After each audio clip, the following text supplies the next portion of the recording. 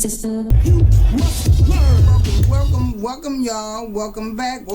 I'm so glad you have decided to take some time out of your busy schedule, because I know you all got things to do, because y'all got y'all life. You got your life, right? Well, you better get your life, okay, if you don't.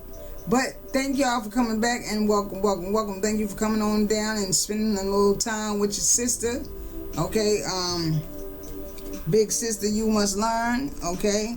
But I appreciate you guys for coming on down and spending some time with me. And I don't want to be too long on the intro.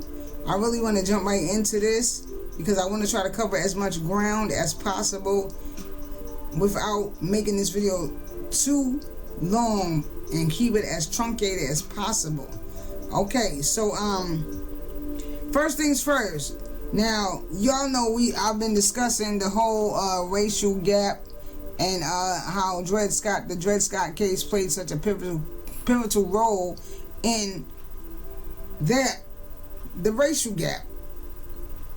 I mean, that's in my opinion. You know, we know that there is so much more to it than just that, but I start with the Dred Scott case because there's so much going on in that case. So that's why I'm going to still be jumping back and forth and just pointing out and using certain excerpts and paragraphs from that case in comparison with other notes I'm going to be going over with you guys, because there's a lot going on in that Dred Scott case. And I hope, if not all of you, I hope that some of you at least tapped on that link and started reading that whole proceeding, that the whole court case, okay?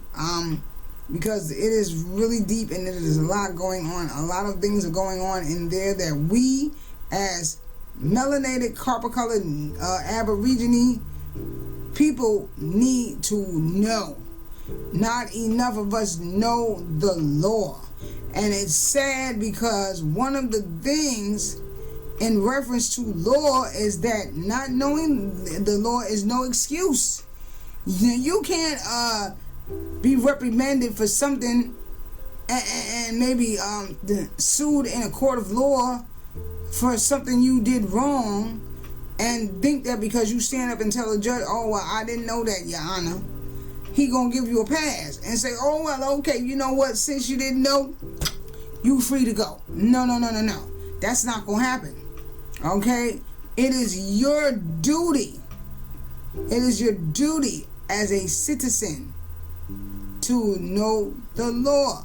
It is your duty. So right now, I want to talk about this whole citizenship thing that I've been talking about in past videos, where I've been telling you guys to take note of the capitalization on P and the word in the P in the word persons, and the C in the word citizen. Okay? There was a reason for that, and I'm going to get into that now. So right here we have, in 1884, this blacks and Negroes. In 1884, mind you, this is just 3 years before this Dred Scott decision. Let's look over here again. Why do I have two Dred Scotts here?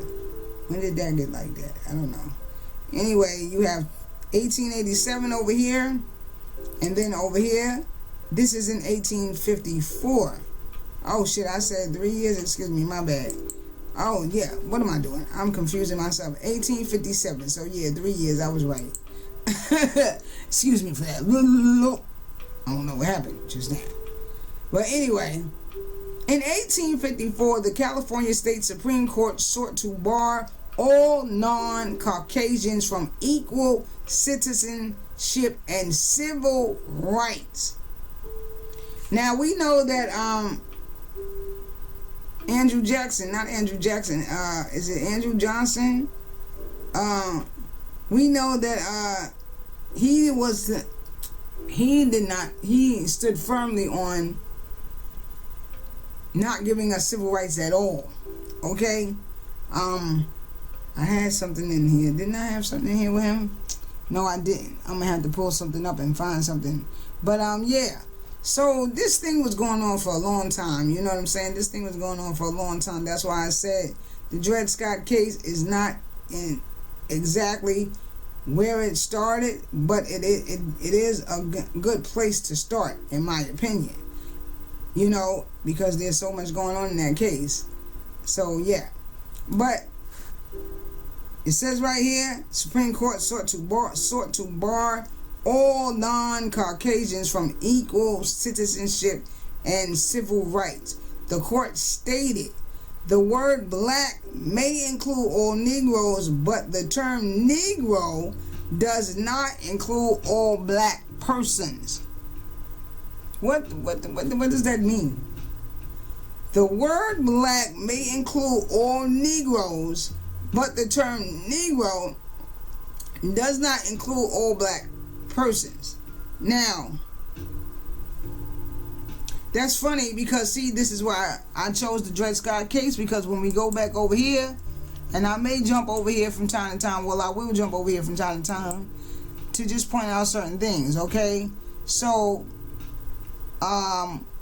as we see, it says right here, okay, right here, 23, and this is again the Dred Scott case I'm pulling up, okay? The link again will be downstairs in the description, okay? But as it says right here,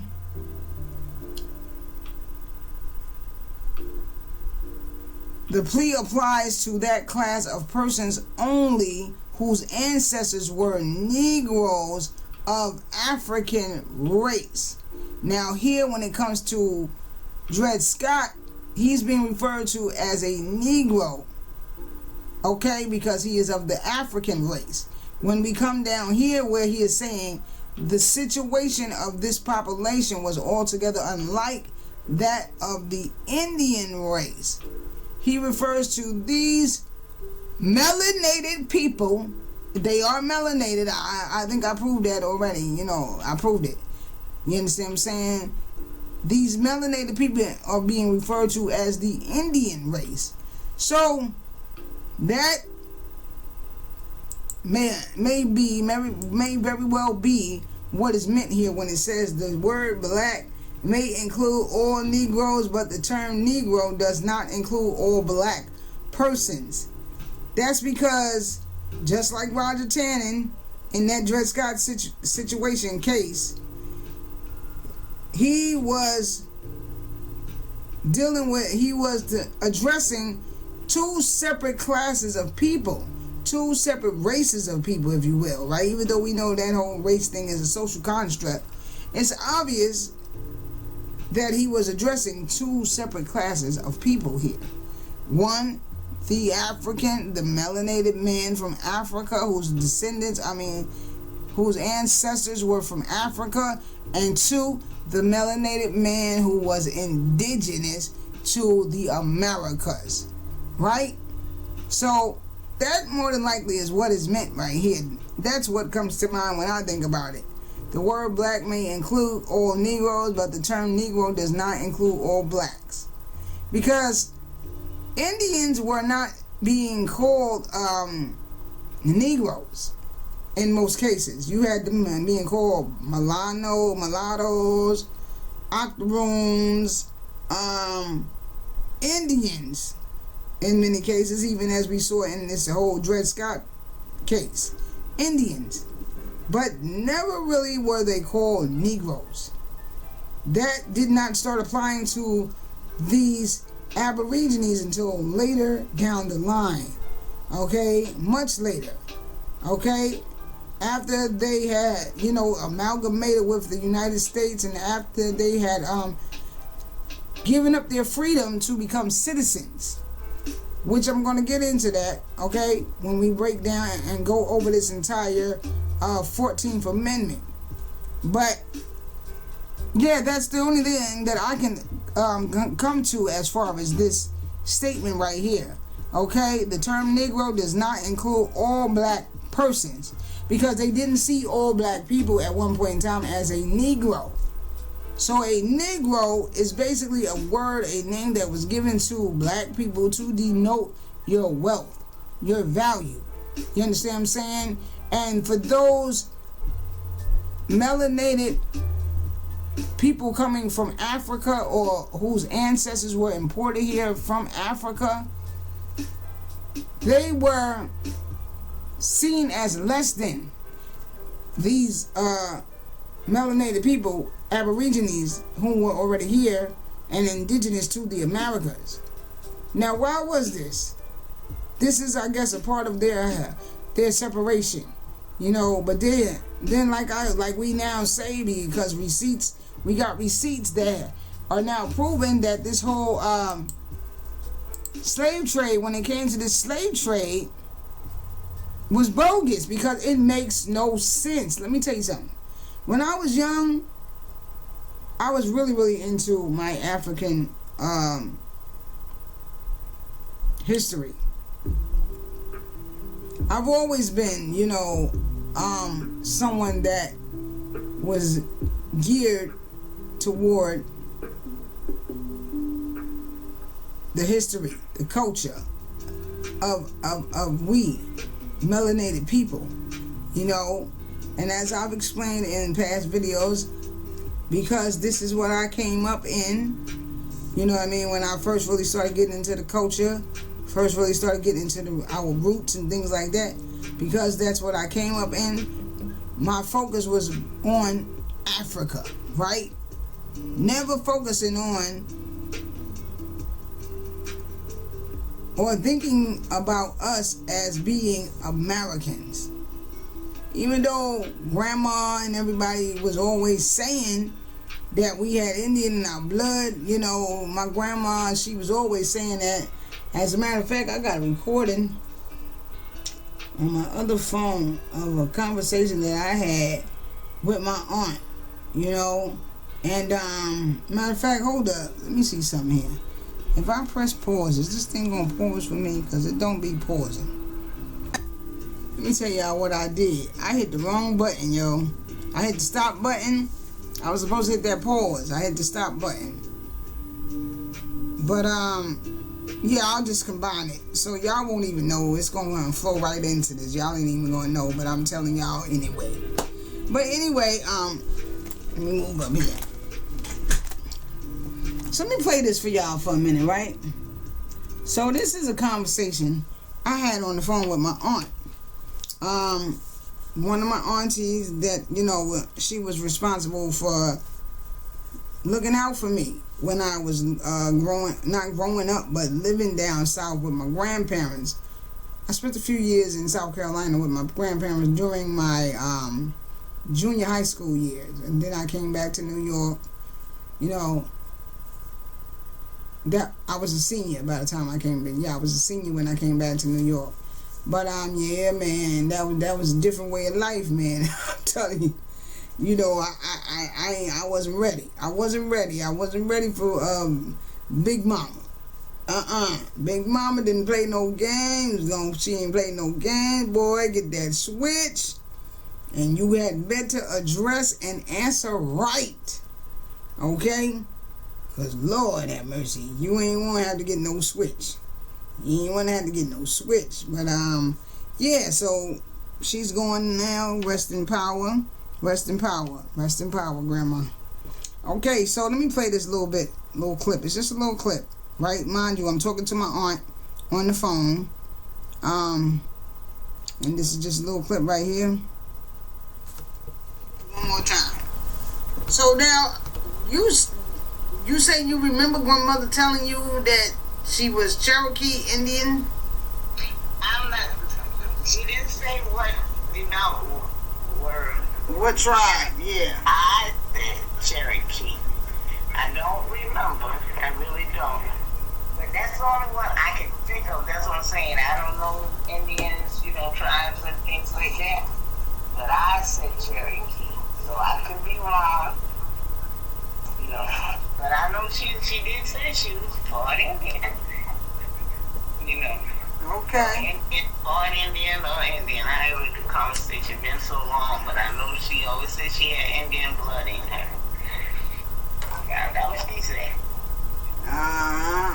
Okay. We all just assume that, we were, like you said, the cheekbones, the different little things you can look at a person. And my family got them high cheekbones, y'all. If I showed y'all some pictures right now, that's what led me to really know to really know, when I really first started, when I started saying, man, I gotta start, getting more into my Indian, what I'm saying, heritage, my Aborigine, you know what I mean? I gotta start getting more into that side of my family tree, my family heritage, because I started looking around, I started remembering, that, grandma, Big Mama did used to say that. She did. Now, my aunt, they older now. You know what I'm saying? They getting up in age now. So, as you heard my aunt say, she don't totally remember. Did she say, did Big Mama say, did she say Cherokee? Did she say full blood? Did she, part blood? She don't really remember because it was so many years ago. Y'all heard her say that, right? But, you also heard her talk about the cheekbones. Now, when I first started going and thinking about it and really talking to my family members, because you should start with your family members, that's what everybody has always suggested to us. So that's what I started doing. I started with my family first and foremost, even though I remember growing up hearing that. You understand what I'm saying? I just wanted to get my aunt on the phone confirming that. You understand what I'm saying? She don't really remember, but I remember. I don't, but I remember, we remember, what I'm saying, the cousins, we remember, and on my mom's side as well, you understand what I'm saying, my granddad, he kept a mental ledger of, the family, roots and whatnot, so yeah. But, so anyway, looking at my family, if I show you some pictures of my family right now, man, y'all can't even see that back there, and I ain't gonna take it off my wall picture back there of me and my mom. But the cheekbones gave it away for me. That was like a dead ringer. Like, when I really first started saying, yeah, why have I not looked into that? What am I doing over here in Africa? I'm supposed to be over here in America. You understand what I'm saying? Because that's what they told me. But then I started looking around and, I started looking at my family and looking at pictures of all my uncles and my aunts. And I'm like, my mother, everybody. I'm like, wow, yeah. It's different. It's a definite, because it's them cheekbones and them features deep, okay?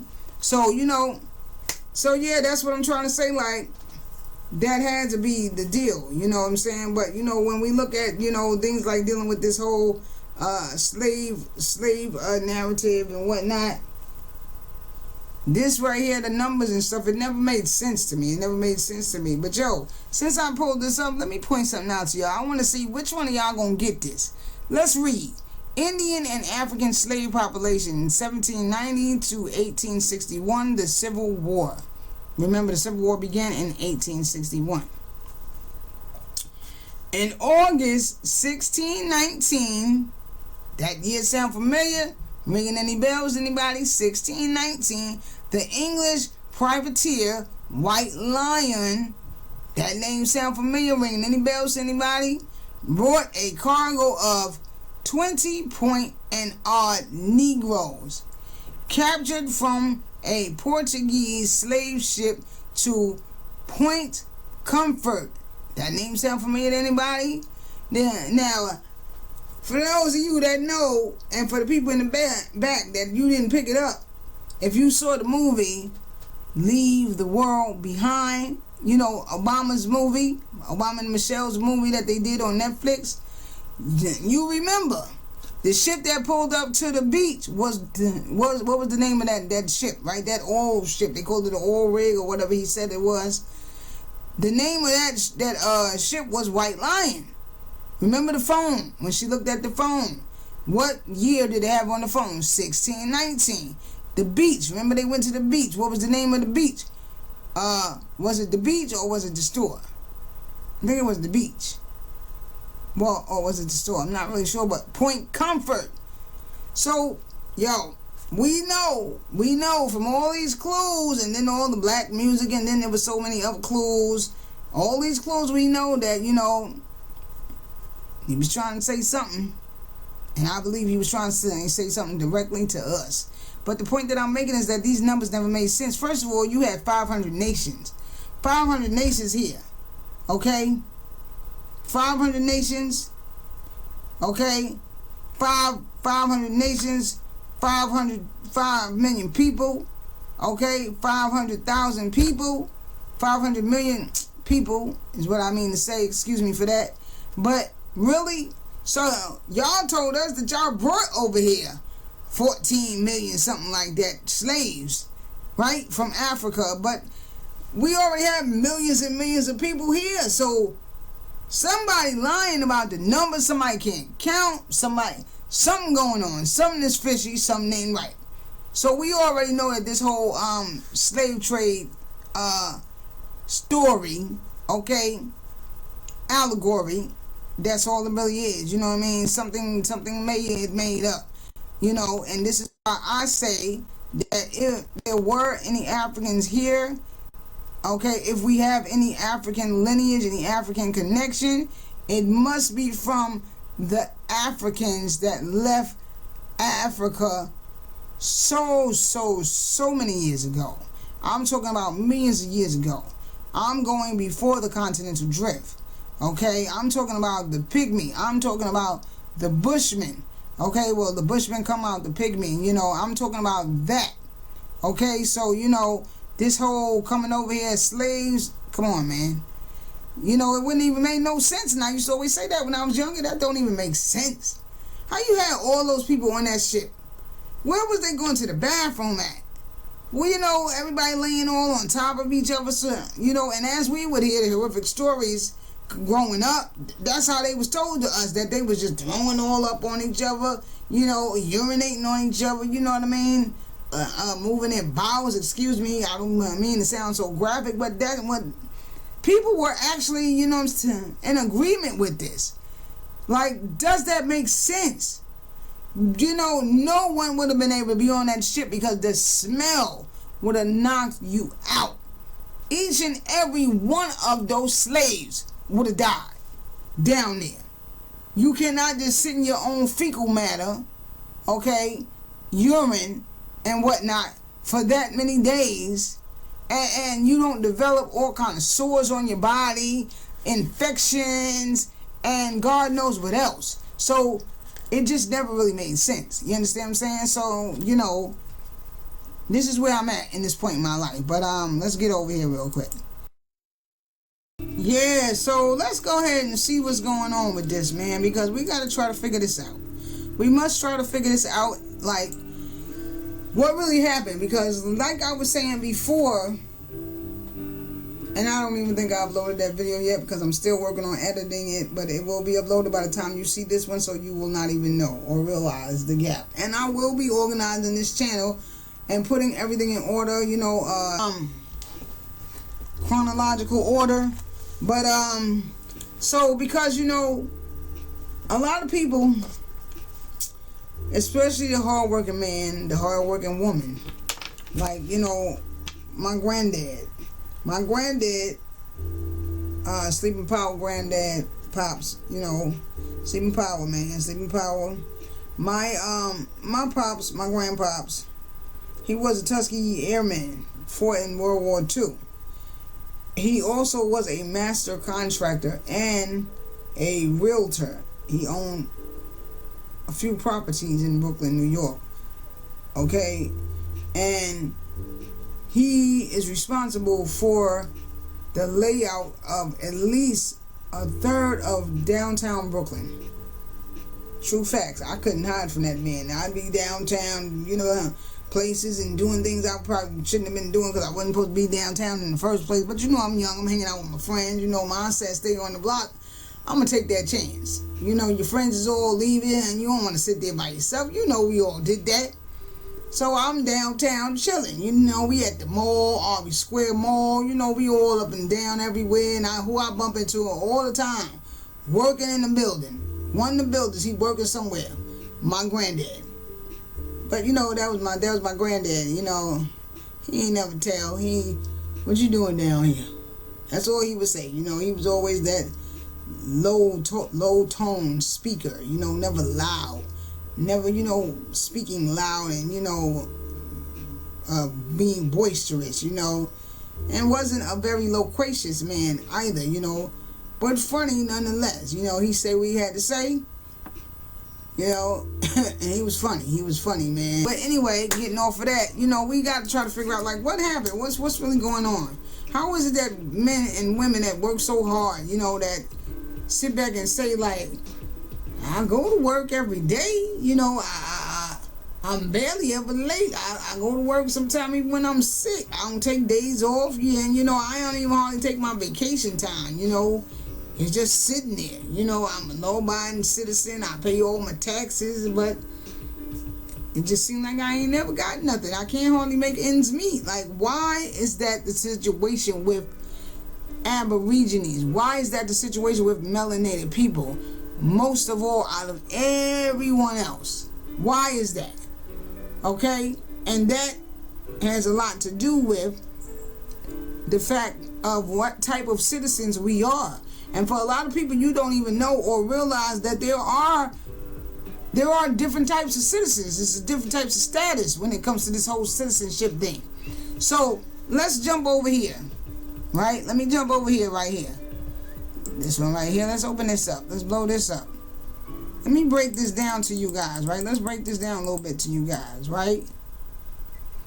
Okay, so it says, all persons, this is the 14th Amendment to the United States Constitution. Now, remember, Dred Scott case is in 1857. 1861 to 1865 is the Civil War. 1865, well, 1863, but it really doesn't become official until 1865. We have Abraham Lincoln writing the Emancipation Proclamation, which basically freed all people of color. Now, let's make no mistakes what is meant when we say emancipate. To emancipate someone, just basically, it means to set free. You know, you can go ahead. And that's basically what they did. They told us we could go, and if we could get to the free state, to the Union, if we can make it there, because we down in the Confederate, we down south, the antebellum, right? If we can make it to the Union, if we can make it to the free state, then you are free. You are free. You understand what I'm saying? And so you have that going on, and then you had after the Revolutionary War and the Civil War, the Republic was left broke, bereft of any funds, and they needed to devise a plan of how we going to keep these free people that don't have to amalgamate with us. They ain't got to stay with us. They free now. How are we going to keep them being part of our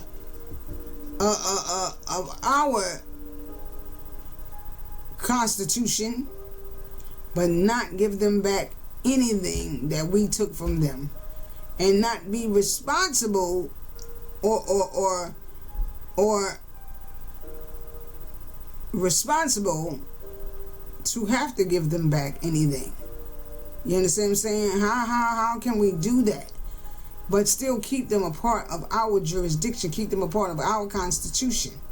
Because they set us free, but they set us free and they gave us no protection. They gave us no rights. They gave us no nothing.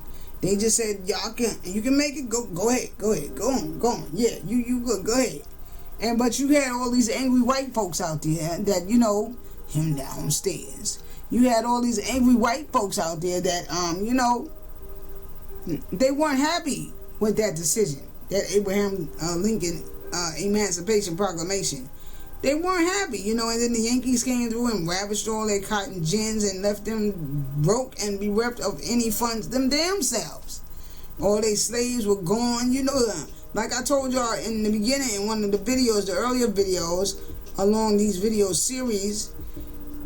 A lot of times slaves was able to just stay home, stay in the bed, and just send their slaves out to another plantation to work another plantation and then bring home the money.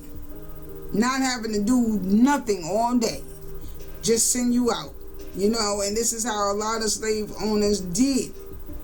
You understand what I'm saying? They wasn't even into raising cotton. Some of them was just sending their slaves out to go work on other people's plantations and bring them back the money. You understand what I'm saying? Cotton wasn't their biggest, wasn't their source for making money. It wasn't their source for how they made money. This is something that a lot of them would do. You know what I'm saying? And if they did have cotton, if they were into the cotton, they didn't have a lot of land of cotton. So to make up for the land that they did not have, they would send a couple of the slaves out every day to go out and work somebody else's plantation and bring them back the money. You understand what I'm saying? This is how they were amassing their wealth in a lot of cases. But with the Republic now being gone, and with the Union coming through and sacking all their cotton gins, and basically, you know, Abraham Lincoln telling the so-called black people that they can go, they're free, they can go, you know, that left these people really, really in a bad way.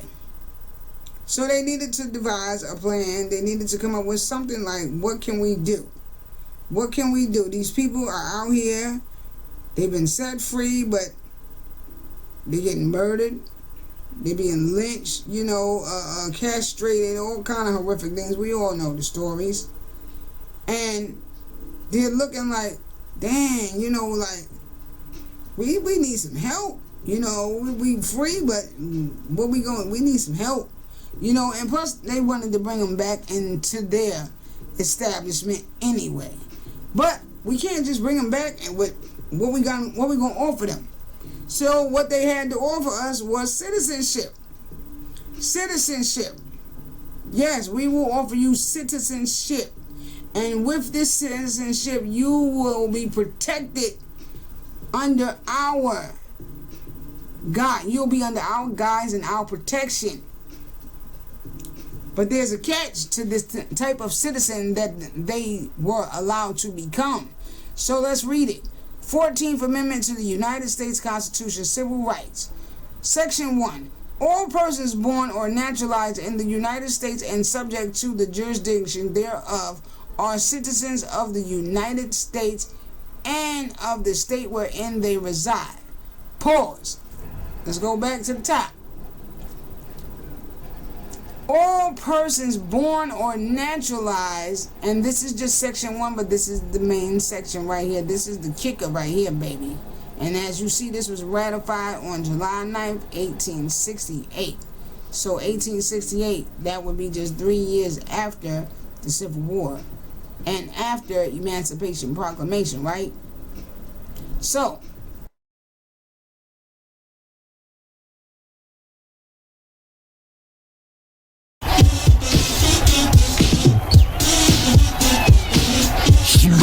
smash that like button.